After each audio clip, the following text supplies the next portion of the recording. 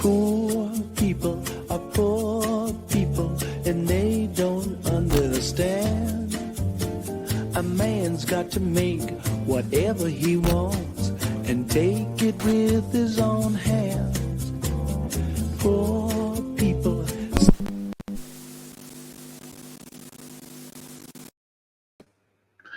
Good evening, everyone. Welcome back to Another Now, DMTV's little chat show where we explore ideas about post-capitalism. The post-capitalism that, according to some of us, and maybe I'm talking about myself here, is already here, a very dystopic, quite awful post-capitalism, which I call techno-feudalism. More on this later or in another program. But also visions of a post-capitalism worth having, worth living for, and worth maybe fighting for.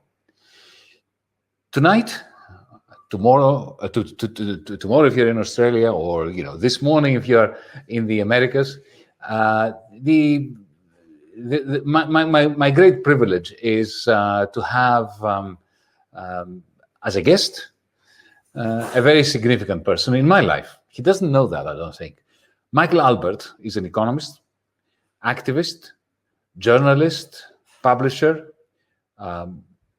communicator.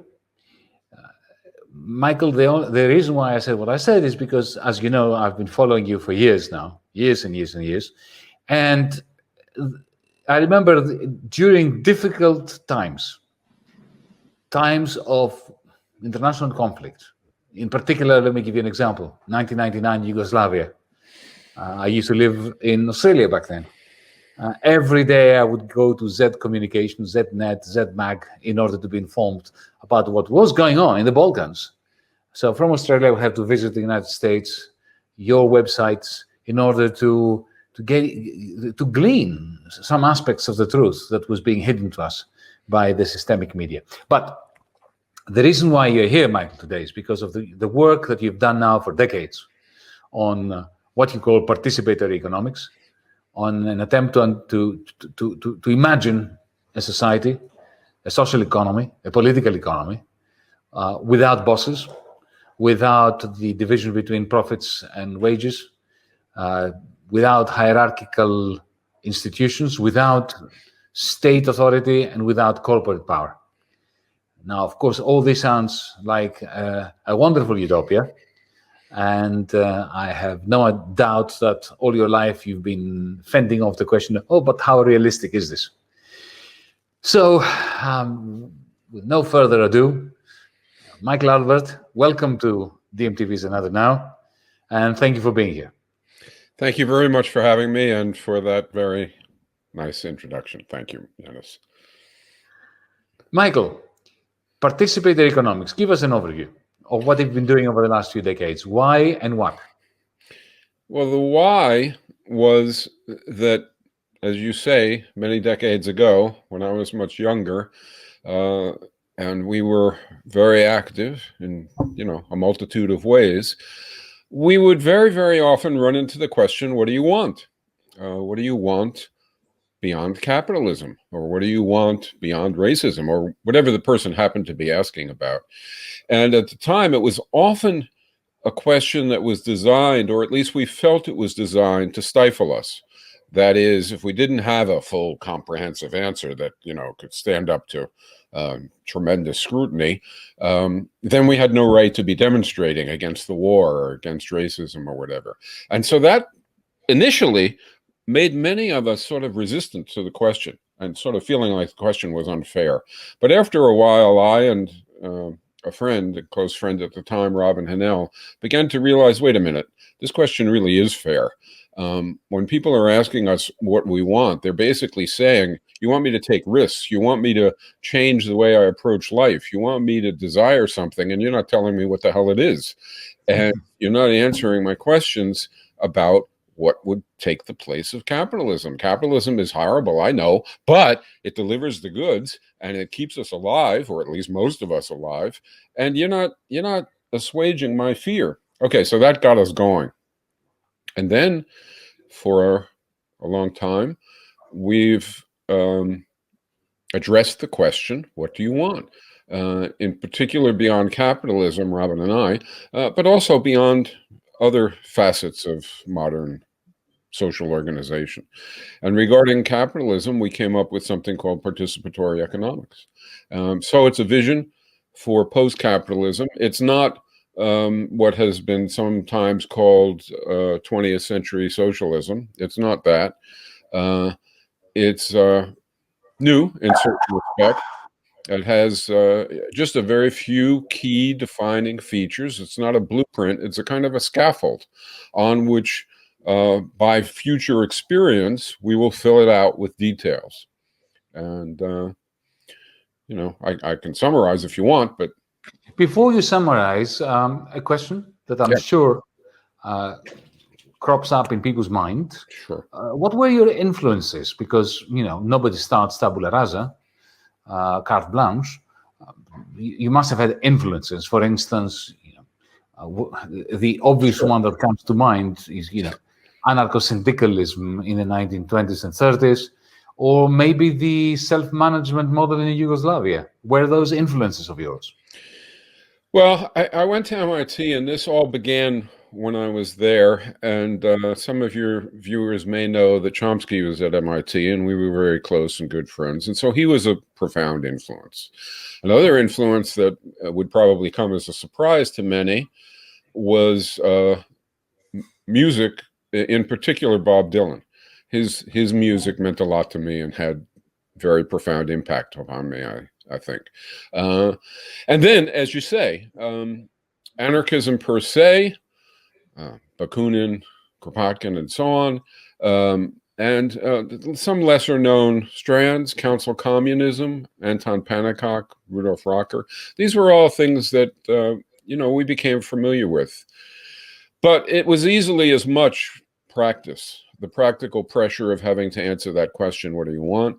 And then the experience of trying to think through an alternative. What would be the basic things that we would have to get rid of? For us, it was really, to put it in anarchist terms, I suppose, we wanted to have a future that was self-managing, where people were controlling their own lives.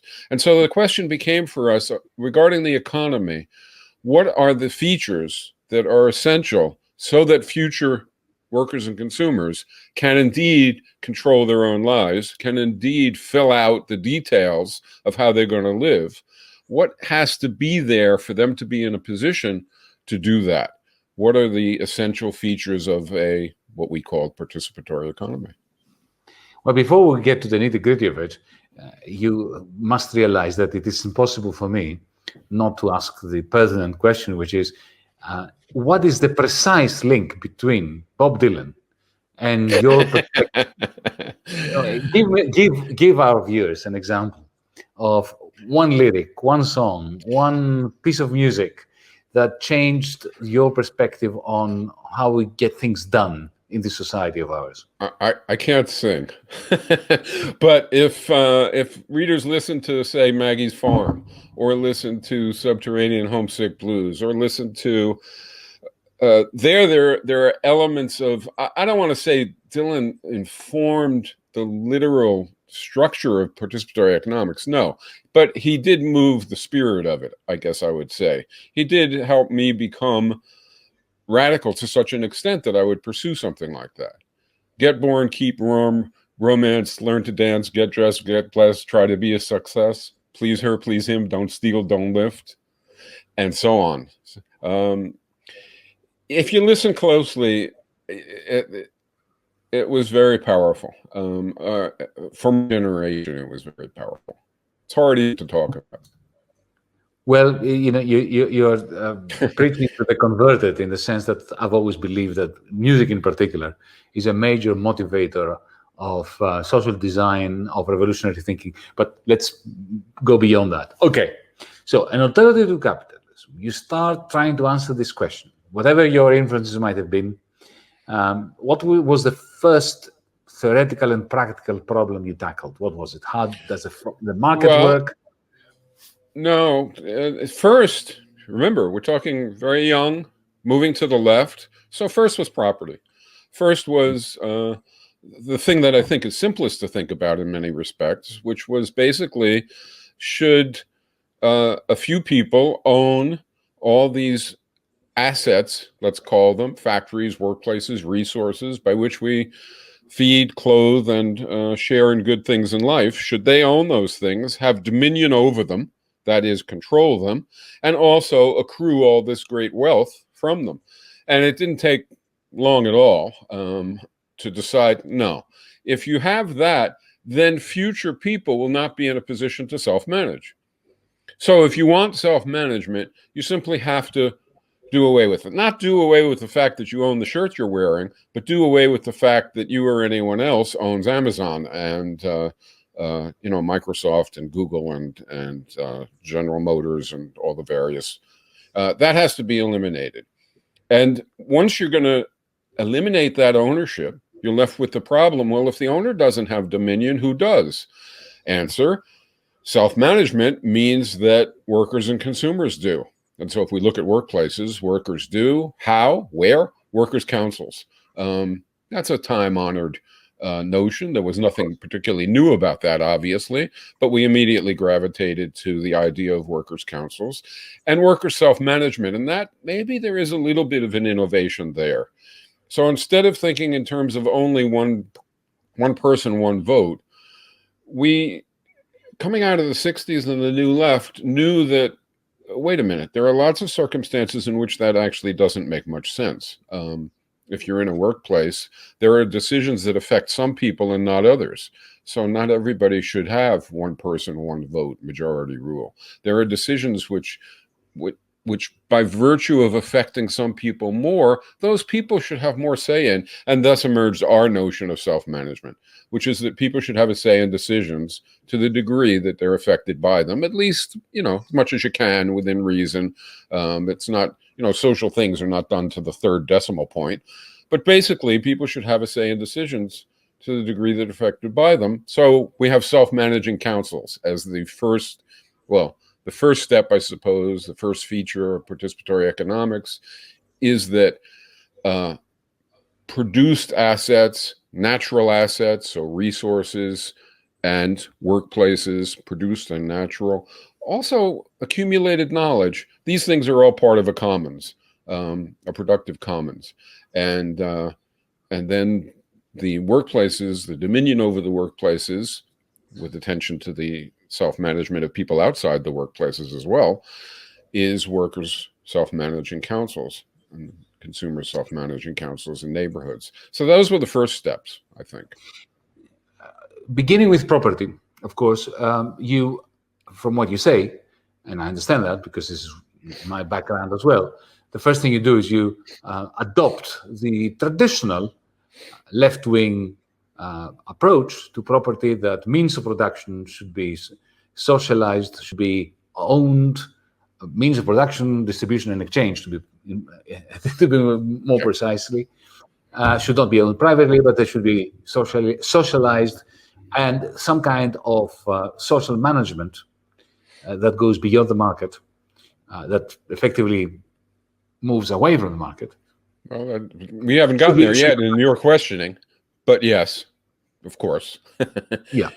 But of course, that puts you in the same camp as a very broad church, from standard communism to, as I said before, I mentioned Yugoslav self-managed communism, even the Labour Party in Britain. You really remember that famously Tony Blair tried to put his mark on the Labour Party by eliminating Clause 4 of the Constitution, which was precisely that, a commitment, which was, of course, just symbolic by the 1990s, of the Labour Party to socialize all means of production, distribution, and exchange. So we are moving towards the differentiation of your thinking from the rest of the left by concentrating on the concept of worker council. Now, can you explain worker council?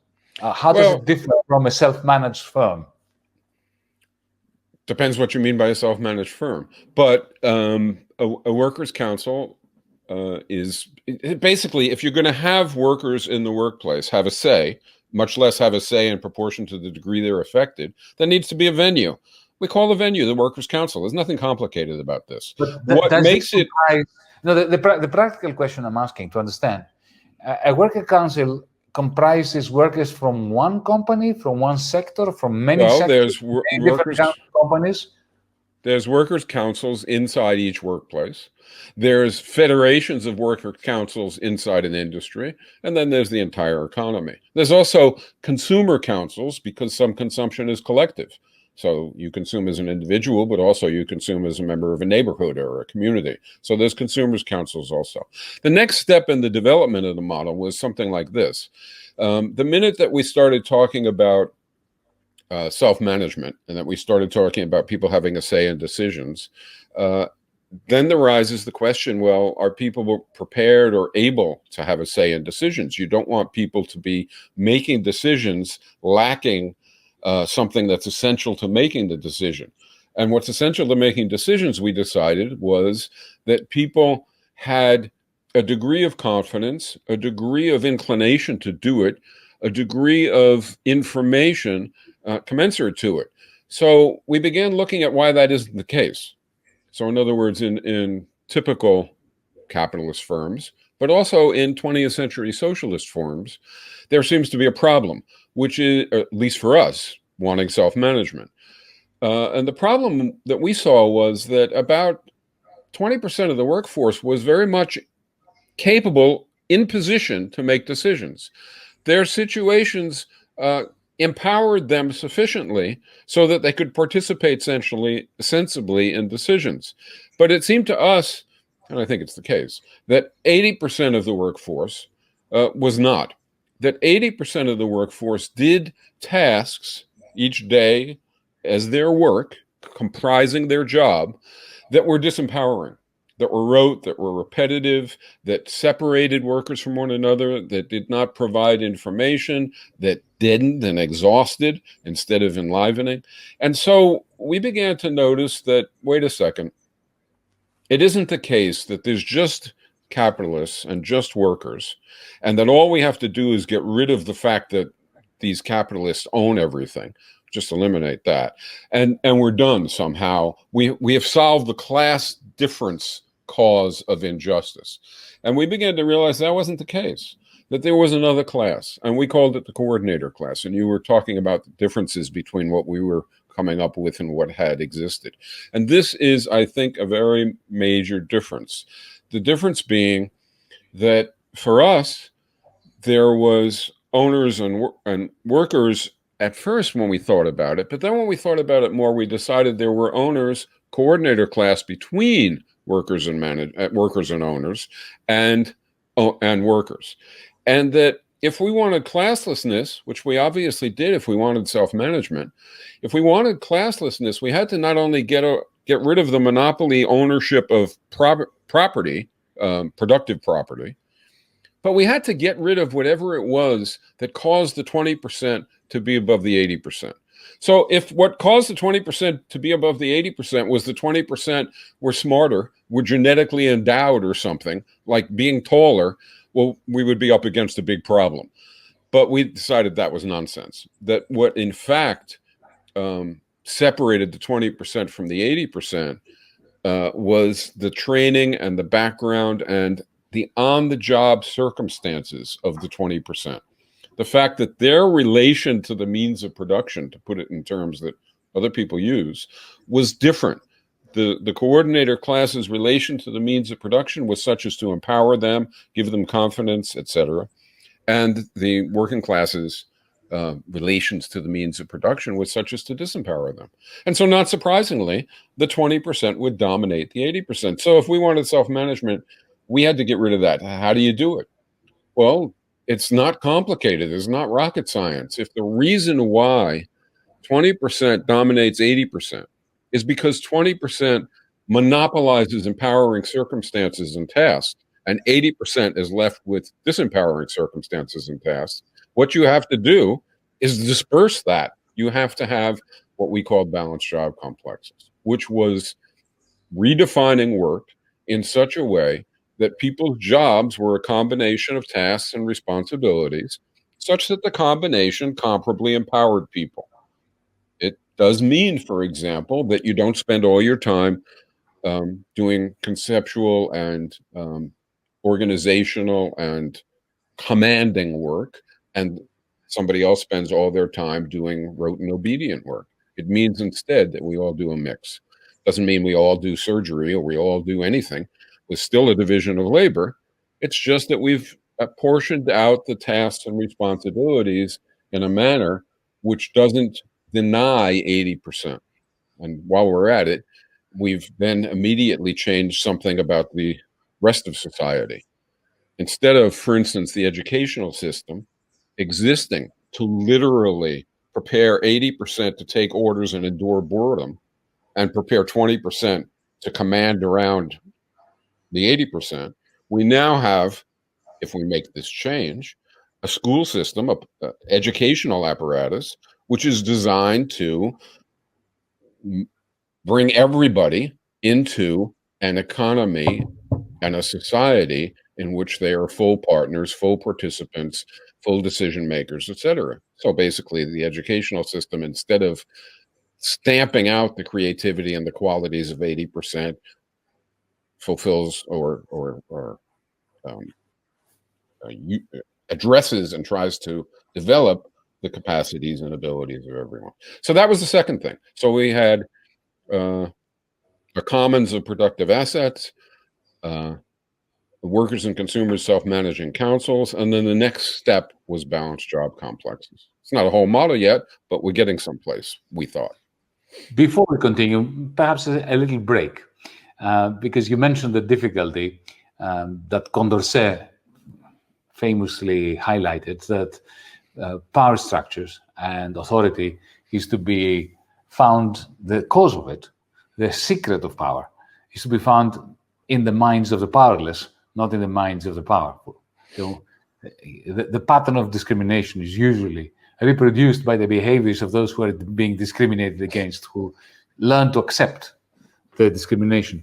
And, I was reminded because, Michael, this is a television program. We try to make it as.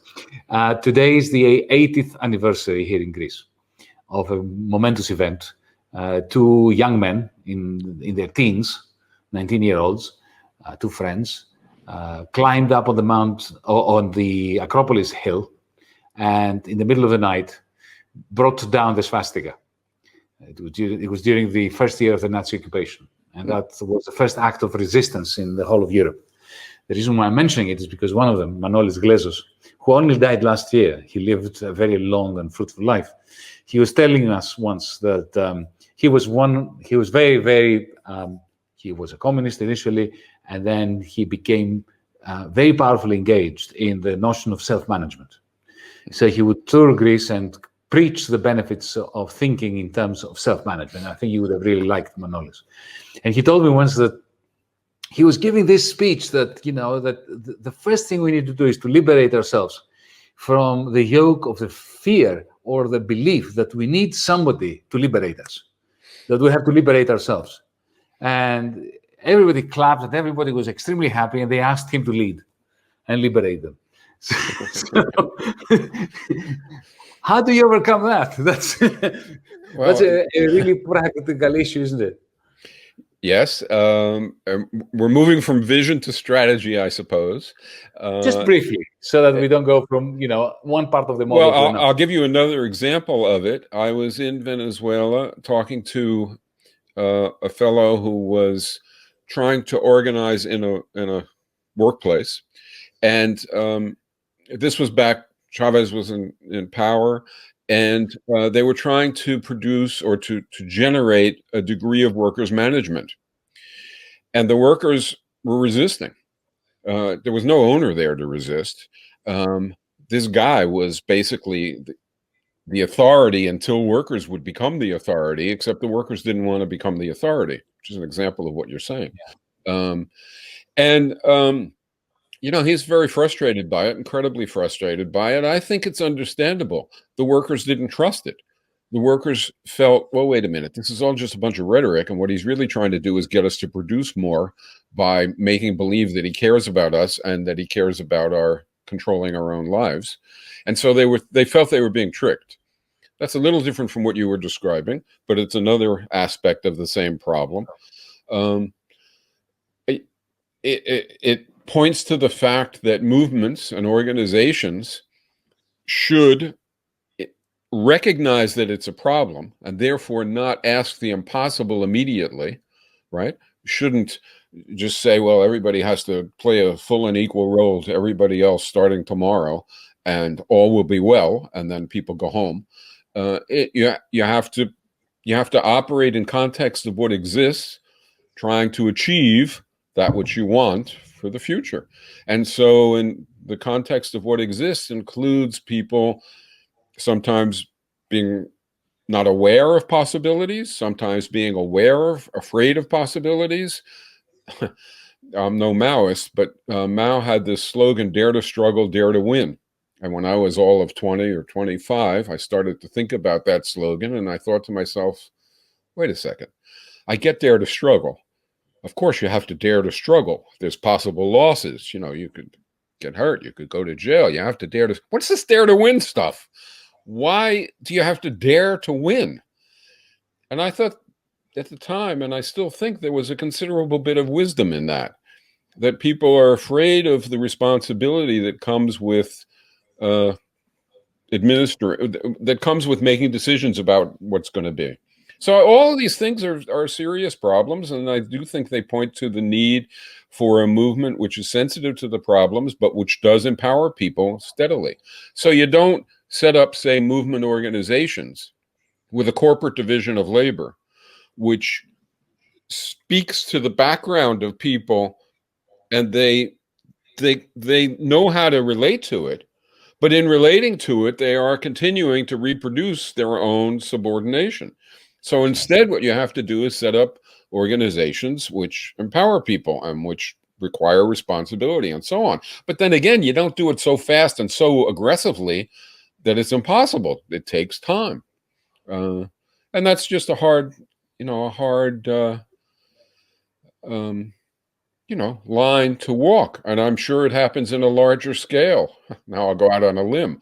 It happens if you're in the government in a country like, say, Greece, and you want a degree of participation and democracy and even self-management, and people aren't rushing to do it yet. They're rushing to demonstrate. They're rushing to get angry at injustice, but they're not rushing to take over their own lives fully and to take responsibility. And then you're left making decisions. And you don't want to because you think it's excluding others from doing it, but you do want to because if you don't do it, it will be worse. Okay, these are the kinds of problems that are more subtle than what leftists mostly talk about, but are, very important to who people become and how they interact. Anyway, a couple of questions to connect it with the next point you want to make.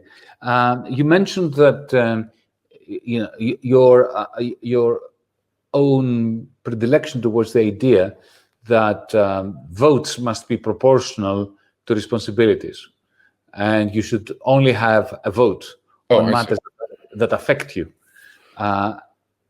Now, one worry with this idea, which is logical, but nevertheless brings up this concern, is that, as we know, the greatest threat to any kind of, flat management, social organization, participatory scheme, is that, the worst of humanity prevails by creating surreptitiously power structures that are informal power structures, and which use the best intentions of those who wrote the rules for the worst possible outcome. So, for instance, who decides what? Let's say I'm part of this workers' council. I'm part of this organization of yours. Who decides the limits of what affects me? If, for instance, because if somebody has to decide how many votes I get, and therefore somebody needs to decide what affects me, what's my business and what's not my business.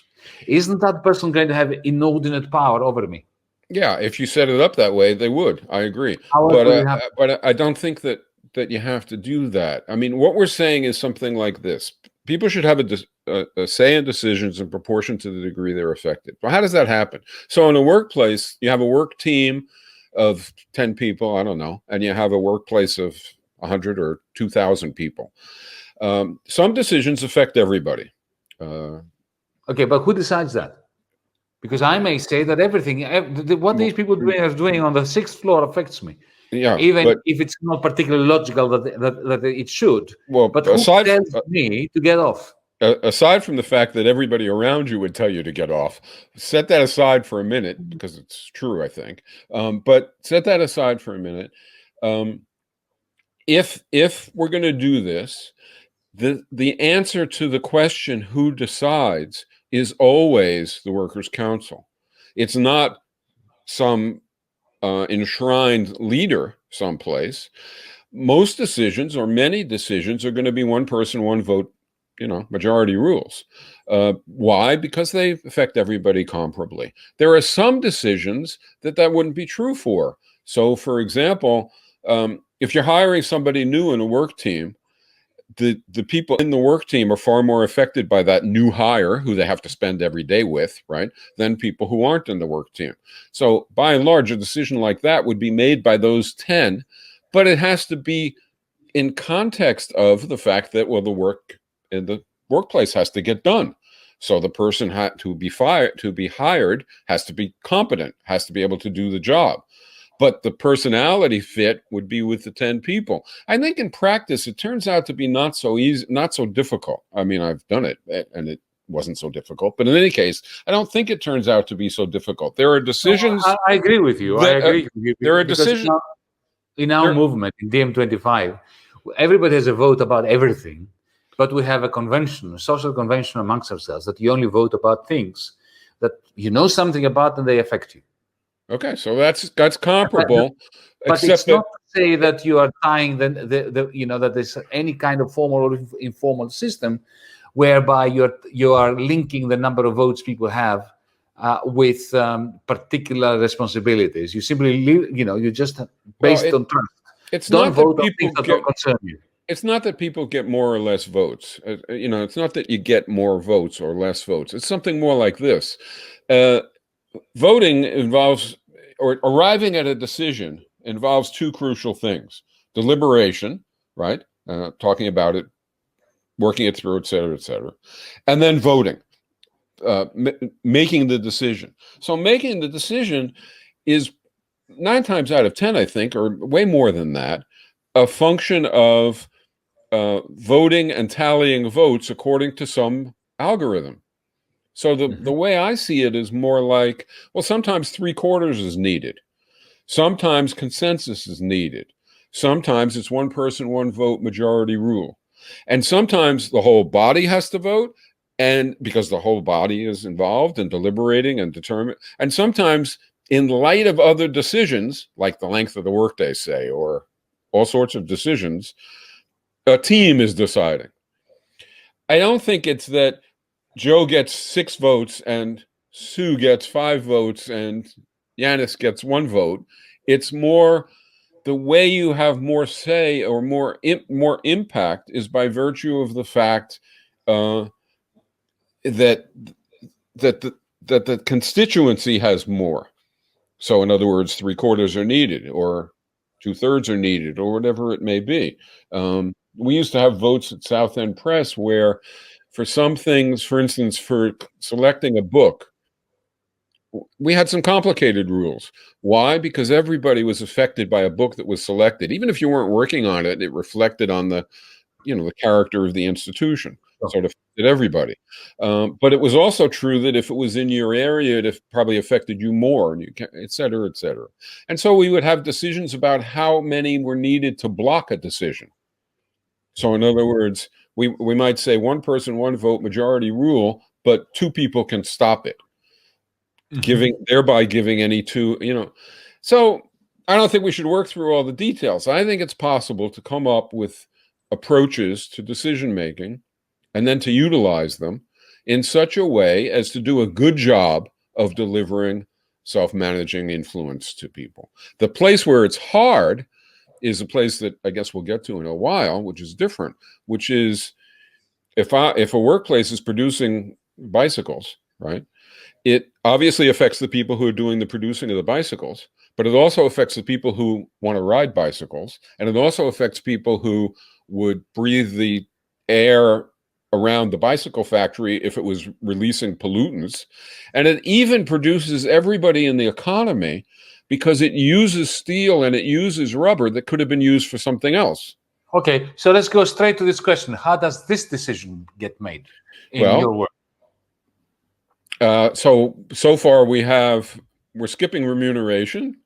Okay. We will come to remuneration. I'm an economist. I cannot skip remuneration. But let's. Well, that would be next the way we developed it. But if you want to skip to allocation, let's skip it and come back to remuneration because you mentioned the bicycle production. Okay. It affects consumers. It affects the environment. It affects the neighbors. And it affects the people who make the bicycles, the people who make the tires, and so on. So and it affects everybody because it uses stuff. And it affects everybody because it uses stuff. Yeah, right. Of course. Right. Okay. So. The economists will tell us, maybe not you, but most economists will tell us that our only option is central planning or markets or some combination, some amalgamation of central planning and markets.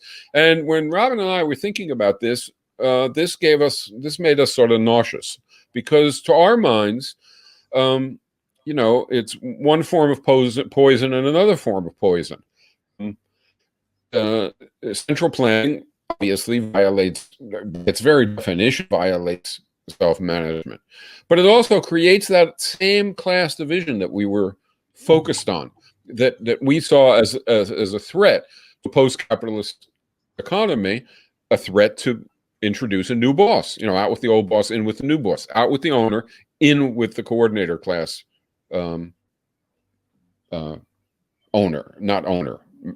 controller of the economy. So we didn't want that, and central planning generates that. Sorry to interrupt you, but I didn't get that. In other words, I'm not disputing what you're saying. I just want to understand it a bit better. So why would involving a marketplace for part of the let me finish the central planning. That comes next. Why would it involve a coordinator class? The whole point about markets is that you don't have a coordinator. Okay, so we're agreed on central planning, that we just dispense with that. Yes, of course. Okay, fine. Yeah. Okay, so that's gone, and now we're over to markets. And so markets have, I think, lots of problems, and I want to get to the one that you mentioned because that's the most subtle one, but quickly cover some of the others. I think markets produce in humans the most sort of individualist, in the worst sense, kind of mindset, right? You enter the market and it's you fleece your exchange partner, right? Each partner in the exchange tries to do as well as they can, oblivious to the effects upon others. And so that's an impact upon the development of people's personalities that's adverse. Okay. Markets don't take into account pollution. But it's not that you're introducing. But what about your listeners? What about your listener? All right, I'll skip it. All right, so markets. Go on. Go on. I was just saying that this is a very important criticism of markets. Okay. That they dehumanize people and that they replace real values with exchange values, right? But it's not the same thing as saying that there's a coordinator in the market. Exactly, it's not. So then the next thing would be, or among the next things, there really are a lot of failings of markets, I think. But another big one, which would be enough to cause somebody to say, not for me, would be that markets don't take into account external effects. So the buyer and the seller exert their wills in the exchange, but the people who are affected at a distance don't. So pollution is not properly accounted, and so on and so forth.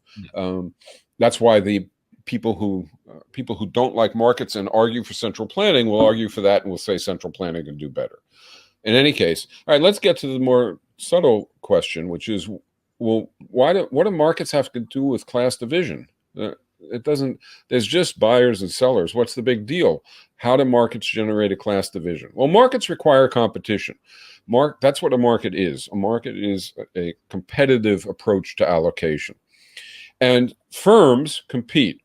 And so let's say we have a bicycle firm and there's 1,000 bicycle firms.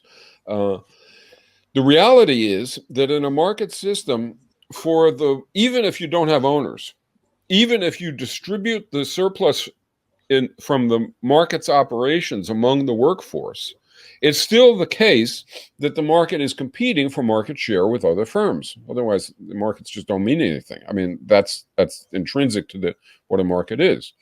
Okay, so let's say that we have a workforce, and we initially go all the way with participatory aims. So we take over a workplace.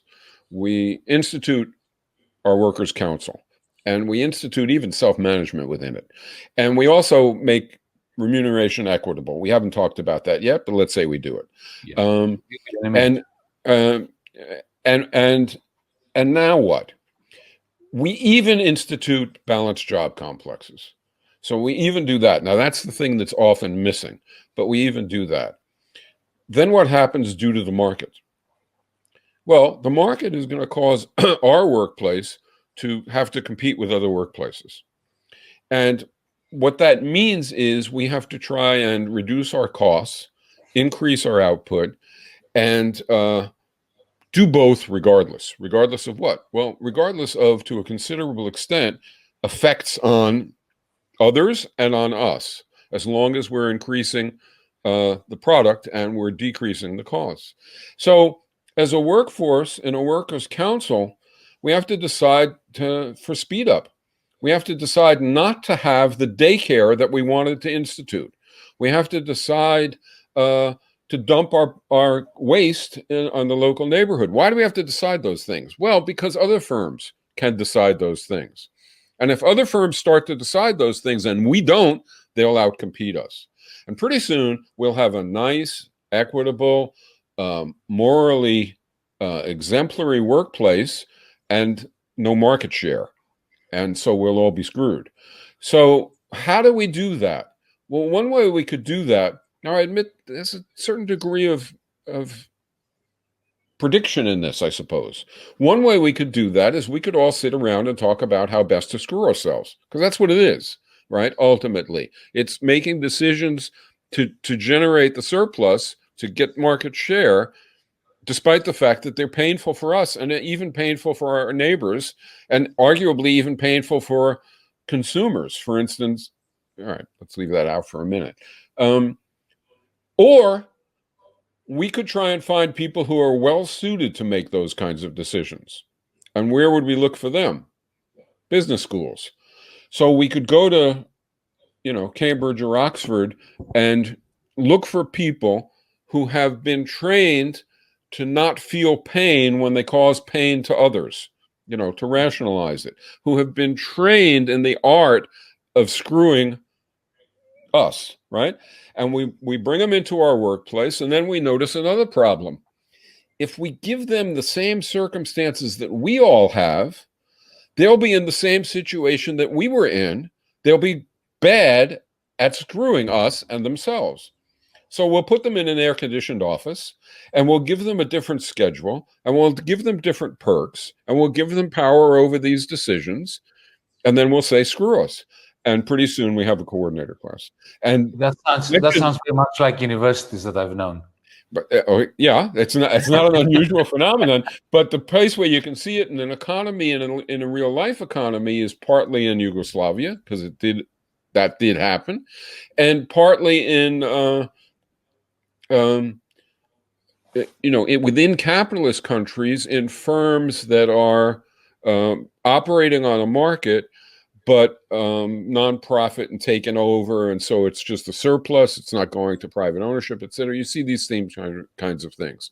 You don't see it too much because, in fact, a prior step does the job instead. That is the corporate division of labor. So when in say Argentina, workers took over lots and lots of firms and began operating them. Because the capitalists left and what I call the coordinator class left, and the workers were left with the firms, and they took them over, and a very influential experience for me was giving a talk to a group of about, I don't know, 50, 75 such workers gathered together for the purpose of discussing the circumstances from all over the place. And at the beginning, they were very lively and energetic and engaged with one another. And then, I said, let's go around the room a little bit and report on what's happening, and then I'll talk, because I was invited to speak. And they started off, and by the time we got to the seventh person, and I literally remember this, the room was no longer animated. It was maudlin. It was depressed. And the reason was that person after person was recounting how their effort, initially tremendously energetic and exciting, was devolving. They were functioning. They take over the workplaces and they had them functioning successfully. But they also said, and the way they put it was, all the old crap is coming back. We made our incomes essentially equal, not quite what I would argue for, but that's what they did. We instituted a council and democracy and so on and so forth. But now it's all going back to the way it was.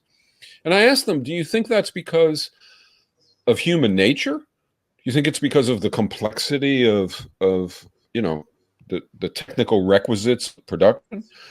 They all did think it was one or both. And then I talked and I said, look, I don't even think it's either.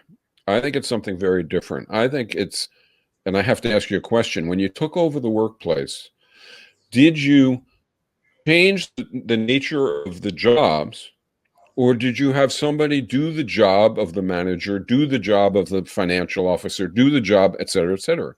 And they said, what are you talking about? Of course we did. For them, it was like asking, did they have lunch breaks, right?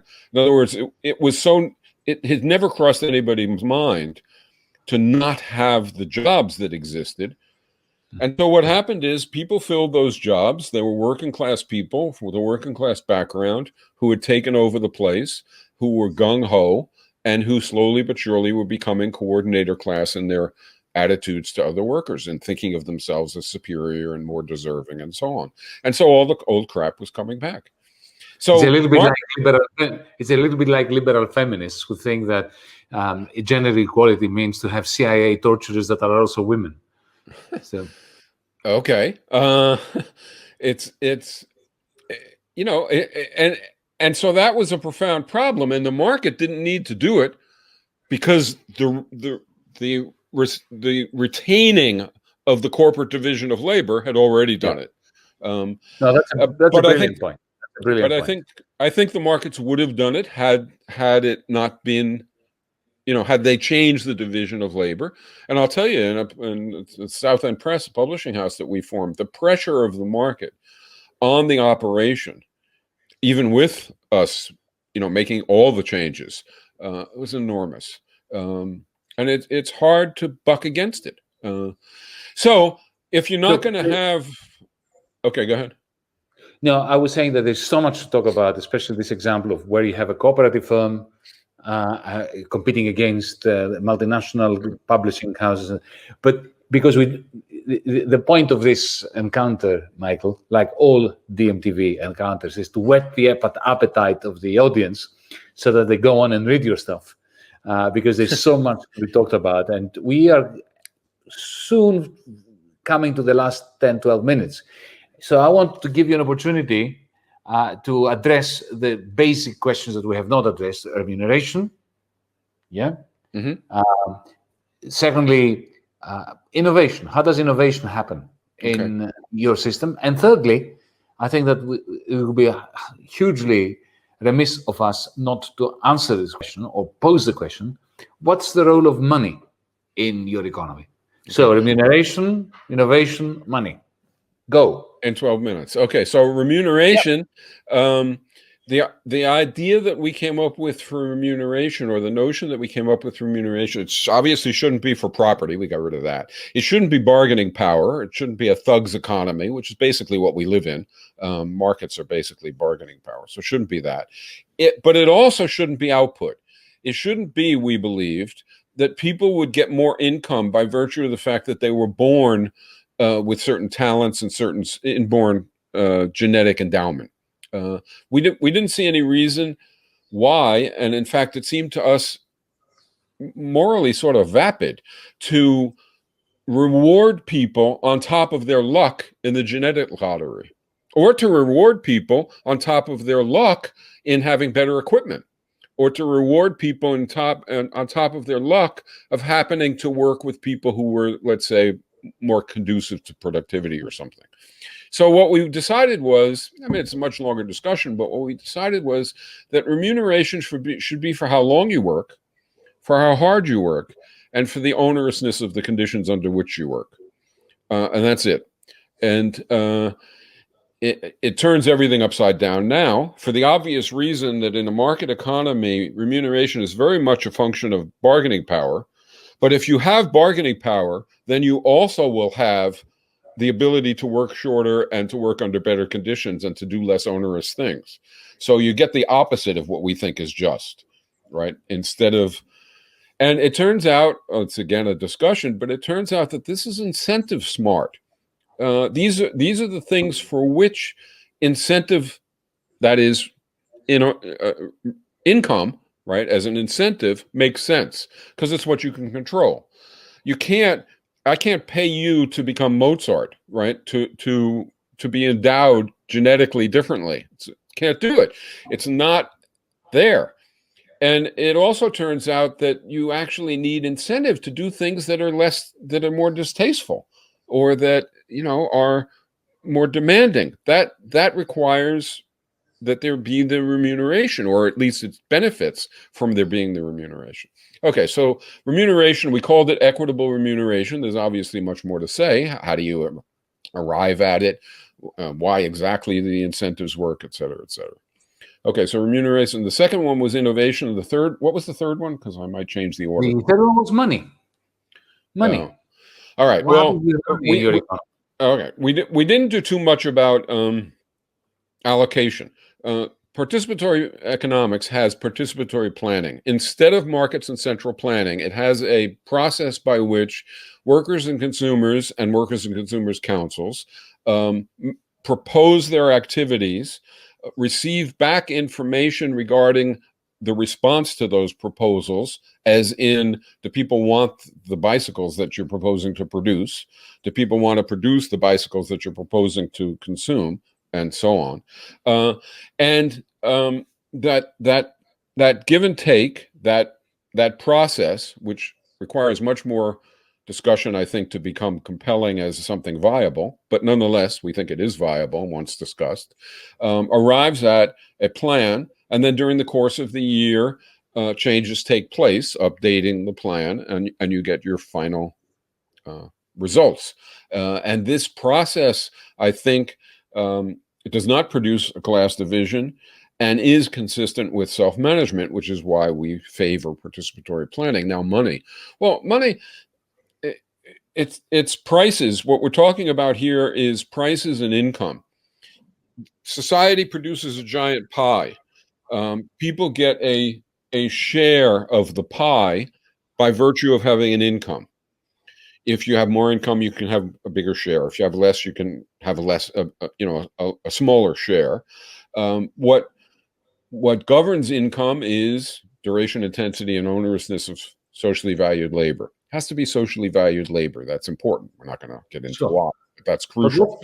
What monetary form does that take? I mean, do you have a central bank? There's almost no money in our economy.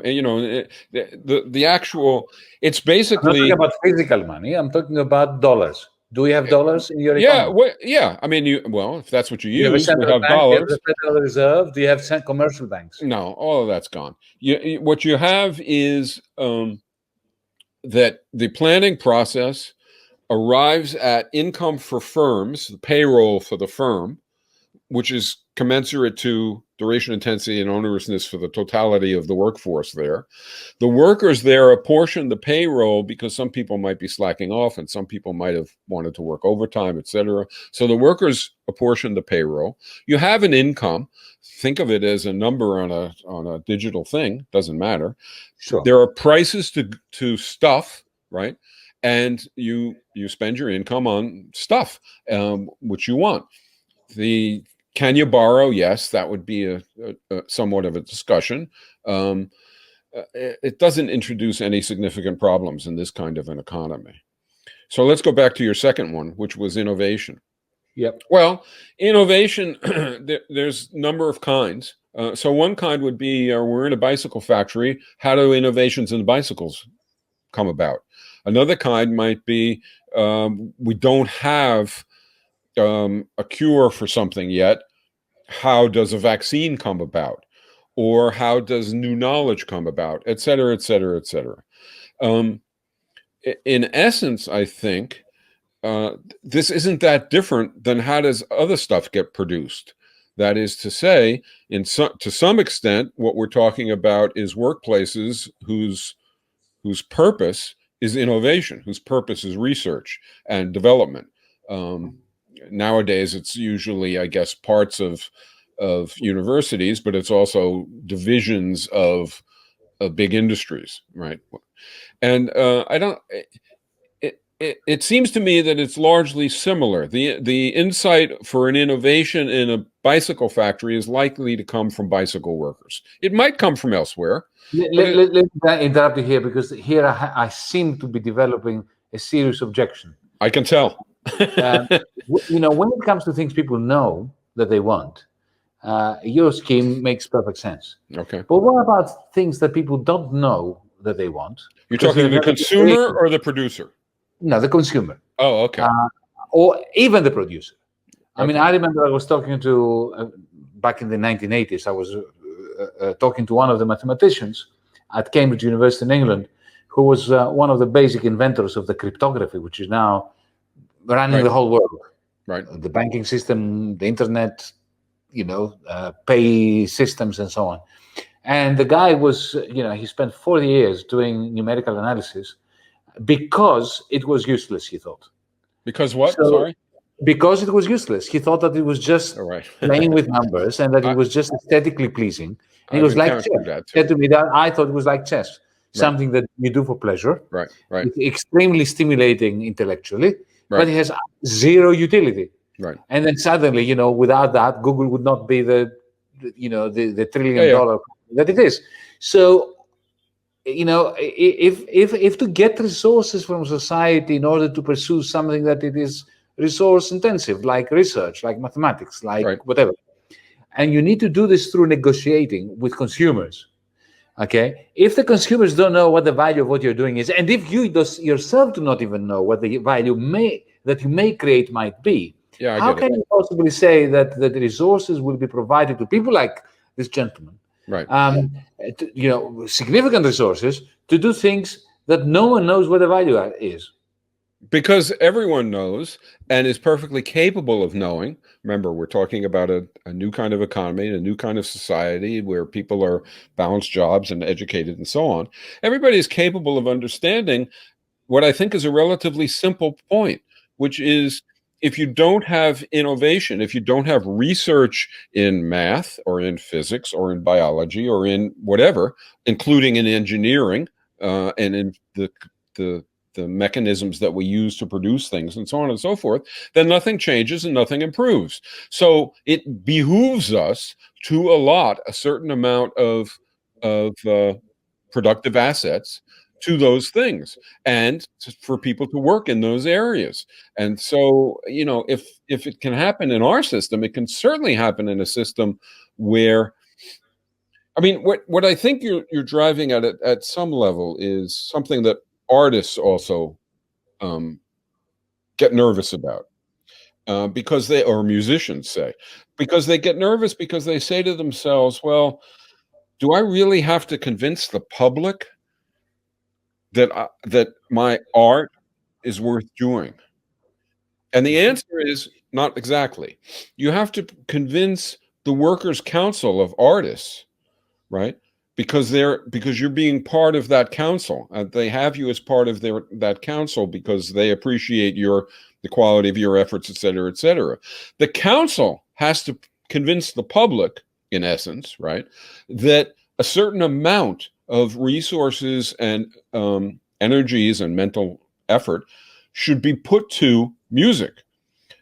You don't have to this kind. Because you realize that Bob Dylan would never make it. He certainly, well, it's possible he wouldn't have, in the sense, if Bob Dylan got on American the workers now, if musicians would have thrown him in a pit. No, I don't agree. I think on day one, you're right? But on day one, that's exactly what happened, right? It wasn't any different than that. And Bob Dylan certainly couldn't have convinced Columbia Records to do anything on day one, or et cetera, et cetera. Yeah. But what he could do, which he did, right, was to go to Greenwich Village and interact with other musicians and become part of a community of musicians, which then generated some materials which were, which were of interest. It would be actually far easier. Guthrie, yeah. Sorry, what? And get to know much about Woody Guthrie and be influenced by him. Michael, do we have you? What happened? Hello? But we are. Oh, would you rather try to convince a banker to finance you, right? Or would you rather try to convince other artists, all of whom are not in threat for income?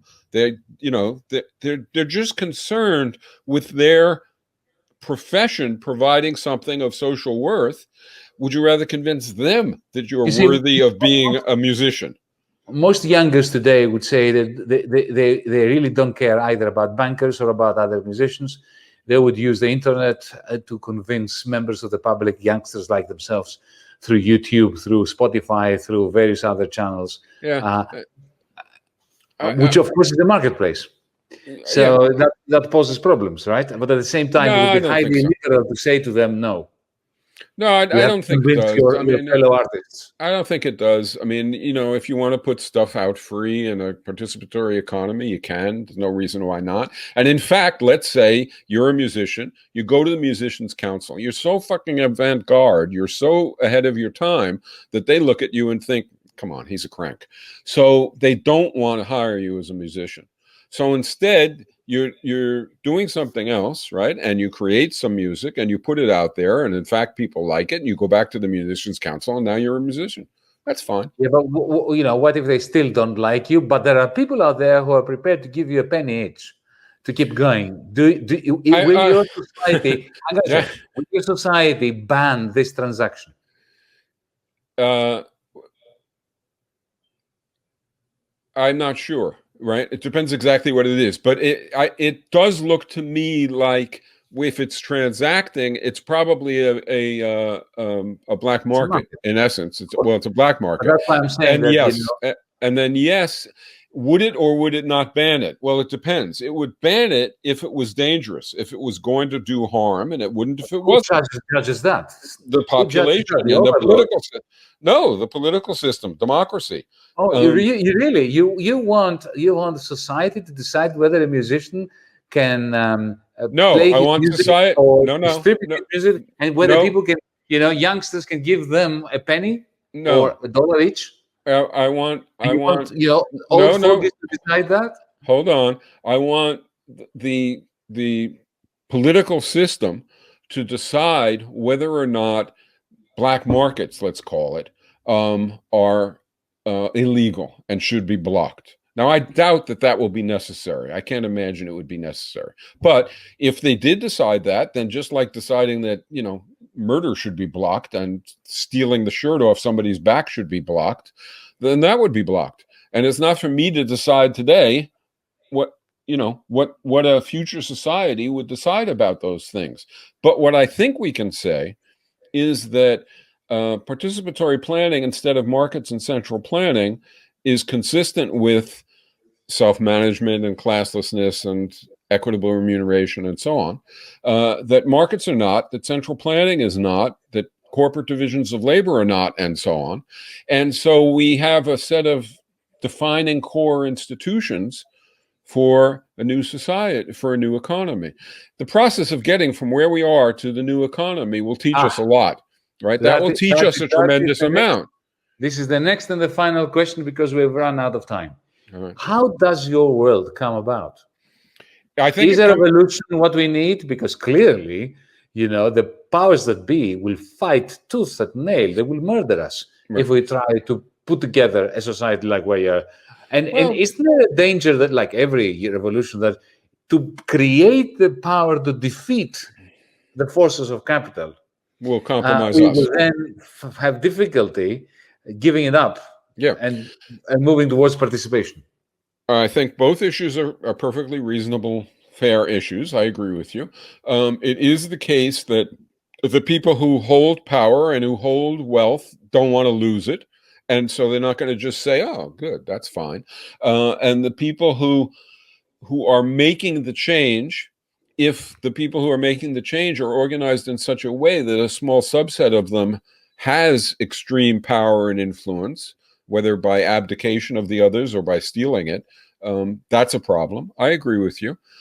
So nobody says it's easy, but I think the way that it happens is something like a slow and steady increase in the numbers of people who favor a particular approach, a particular change, in this case, participatory economics, an effort by those people to, on the one hand, form new institutions and begin to structure them and to begin to change them and to begin to operate them.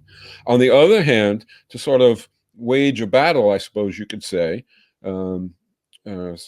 A European, Rudy Dutschke, said a long march through the institutions. In other words, at the same time as you're creating new ones, you're also battling within existing ones to introduce a degree of participation, a degree of openness, a degree of greater equitable remuneration, et cetera, et cetera. And over time, you're developing a movement that's strong enough. Now, is it a revolution ultimately? Yeah, of course it is. A revolution is not violence or nonviolence, right? A revolution is not fast or slow. A revolution is changing fundamental defining institutions. Sure. And that's what we're doing. So it is a revolution. Might it go faster or slower depending on certain variables? Yes. Might it involve more or less violence? Yes. To me, the way to reduce violence is to make it counterproductive for the people who are perpetrating it. So the only way you get the state to decide against more violent repression is if more violent repression is actually going to strengthen you instead of them. And so that you have to build movements so that that's the effect.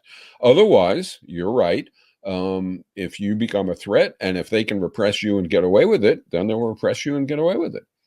So that's what you need to do. Even back in 1969, if I had been in Texas doing what I was doing in Massachusetts, we wouldn't be talking today because I would have been in jail, the whole time. But in Massachusetts, we had enough backing that we could just, I could stand up and tear up injunctions not to do X, not to go in such and such a place at such and such a time. And I would go to the place at the time with many other people and simply rip up the injunction. If I did that in Texas, I'd be in jail forever. If I did it in Massachusetts, I was fine. But the difference wasn't that it's that there was a stronger movement in Massachusetts, and repressing would have made us even stronger still. And on a small scale, and that was a small scale, I grant you, but on a small scale, that's what it was. There was a moment in Greece, correct me if I've got this wrong. I was there talking to some folks, and it was during the most tumultuous period. They were saying that roughly 40% of the population had gone into the streets. And the people who were talking to me were saying, we got to a point where we had a problem. The only thing left to do was to occupy the government buildings. And there were enough of us, and we literally could have done it. And we were talking about it and thinking about it. And we realized that we had no idea what we would do if we did occupy them. That we just, what the hell would we dare to struggle, dare to win? They weren't going to dare to win in that limited sense because they felt that they had no idea what to do, that they wouldn't have a program, that they wouldn't have any policies. So what that says that we need movements that are self-conscious and that continually become more and more aware of not only how things work, but how things need to work and what needs to be done so that they are in position to take over workplaces and not have them, revert to what they were before, and even take over sectors of government and not have them revert, and so on. So, I can't draw a map, obviously, but I do. No one is asking you. No one is asking you to do that. Okay. You mentioned Greece and taking over ministries. As you probably know, in 2015, as a result of a general election, some of us were actually found ourselves occupying the ministries. I was in the Ministry of Finance for 6 months as the finance minister, and it felt like I was occupying it because the whole 14,000 strong finance minister seemed to be working against the minister, me. Right. But it wasn't that we didn't have a program. We had a program in our case. The reason why our revolution was overthrown, why the people were overthrown, was because of what happened within our own government. Yeah. The greatest threat to a revolution, to a rebellion, comes from within. The dark side, the blackness, which goes together with the redness of the revolution. That's why the anarchists had the black and red on their flags. Maikel Άλμπερτ, our audience, if they want to read your stuff, where do they go? Well, ZNet is an obvious destination. I do have a podcast titled Revolution Z, which has a lot of stuff like this. But right now, there's also a school, SSCC, School for Social and Cultural Change, .teachable.com. And so that offers courses, and I offer a couple. So that's a possibility. All these things it's not hard. If you look up participatory economics on Google, or you look up me on Google, there's a million things. And mention your book, the book that's coming out. Oh, there's a book coming out that's called No Bosses, A New Economy for a Better World. I don't think it'll be out until probably September. I'm waiting for copy editing to be returned. I do think it's the best I've done at succinctly and I hope compellingly making a case, which obviously goes a lot beyond what we could do in an hour, for this new approach to economics. Well, Maikel Άλμπερτ, thank you so much. On behalf of everyone in the Democracy in Europe movement, DiEM25, across Europe, we even have members in North America. We want to thank you for tonight. I want to thank you for having me. Keep going. I'm the one who gives thank in this case. So thank you very much for having me, Dennis. I appreciate it. Thanks, Mike.